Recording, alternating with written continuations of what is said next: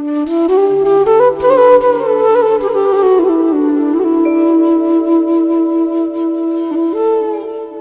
वालेकुम, मैं रिफत खुर्शीद गपशप विद रिफत के प्लेटफॉर्म से आपके सामने हूँ। इंसान नहीं बदलते, लेकिन वक्त के साथ इख्तियार आने के बाद उनके असल चेहरे हमारे सामने आ जाते हैं। और जैसे जैसे ही इंसान का रवैया बदलता जाए तो समझ लीजिए कि उनकी वो ज़रूरत जो आपके साथ मुंसलिक थी अब बदल चुकी है। यही कुछ मेरे कुलीग इंतज़ार साहब के साथ हुआ। जब मिस्त्री ने 5 दिन का कहकर 15 दिन लगाए तो रब ने भी उसको पकड़ने में एक लम्हा ज़ाया ना किया। हुआ कुछ यूँ कि मेरे एक कुलीग इंतज़ार साहब अपने एक 5 मरले के घर में एक छोटा सा बरामदा और किचन का प्लस्तर करवाना चाहते थे। इस काम के लिए उन्होंने एक जगह से तकरीबन 25,000 रुपया लोन लिया। वो 3-4 मिस्त्रियों से राब्ता करके एस्टीमेट लगवा चुके थे कि इस काम के लिए मटेरियल समेत ज़्यादा से ज़्यादा 20 से 25,000 लगेंगे। चुनाचे उन्होंने ये सोचा कि उनके मोहल्ले में एक मिस्त्री मौजूद था जो कि उन दिनों बिल्कुल फारग था और मोहल्ले में आते जाते वो इंतज़ार साहब से अपना दुखड़ा भी रोता। इंतज़ार साहब ने ये सोचा कि कोई बात नहीं, मुझे फर्स्ट प्रेफरेंस अपने हमसायों को देनी चाहिए क्योंकि हमसाया माँ जाया होता है। चुनाचे उन्होंने उसे भी अपने पास बुलाया और उससे एस्टीमेट लिया। तो उसने भी यही कहा कि मेरे साथ एक मजदूर हो तो ये ज़्यादा से ज़्यादा 4 या 5 दिन का काम है। उनके साथ एग्रीमेंट तय पा गया और अगले दिन फजलदीन अपने काम पर सुबह 9 बजे पहुंचा। हालांकि मोहल्ले में रहते हुए उसे जल्दी आना चाहिए था, लेकिन वो आया और 12 बजे तक उसने थोड़ा सारा काम किया और ब्रेक का कहकर घर चला गया। और 1 घंटे के बाद आने के बजाय वो तकरीबन 3 घंटे के बाद वापस आया और अपने साथ उसका एक छोटा सा बच्चा जो कि तकरीबन मुश्किल से 9-10 साल का था उसे साथ ले आया और ये कहने लगा कि मजदूर की जगह पर ये लड़का मेरे साथ मजदूरी करेगा। उसके जहन में था जो मजदूर की दिहाड़ी है वो मैं अपने बेटे के साथ मदद करा के वो पैसे भी मैं ही हासिल कर लूँगा। लेकिन वो एक बच्चा था और उसके लिए वो सारे काम करने मुमकिन ना थे। दूसरे दिन भी कुछ इसी तरह की सूरत हाल रही। आखिर तीसरे दिन इंतज़ार साहब की मिसेस ने ये सोचा कि क्यों ना इनको मैं खाना घर में ही बना दूं, ताकि ये घर में जो खाने के लिए 1 घंटे का कह कर जाते हैं तो 2-3 घंटे ज़ाया करके आ जाते हैं।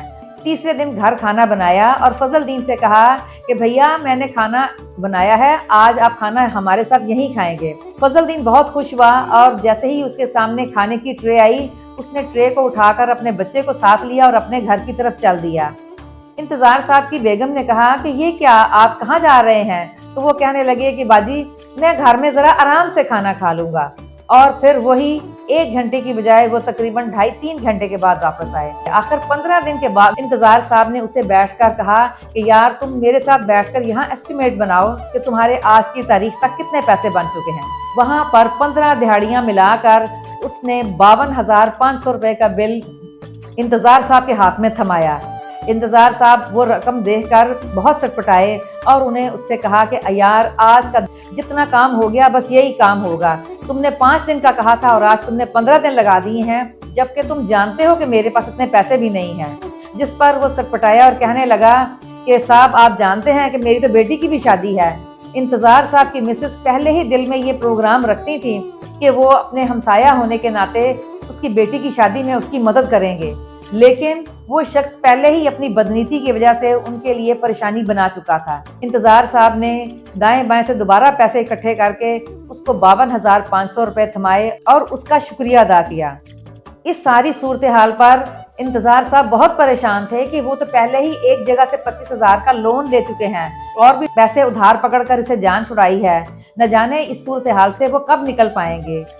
न जाने अल्लाह ताला को उनकी परेशानी से क्या महसूस हुआ कि अल्लाह ने फजलदीन को पकड़ने में 1 मिनट भी न लगाया।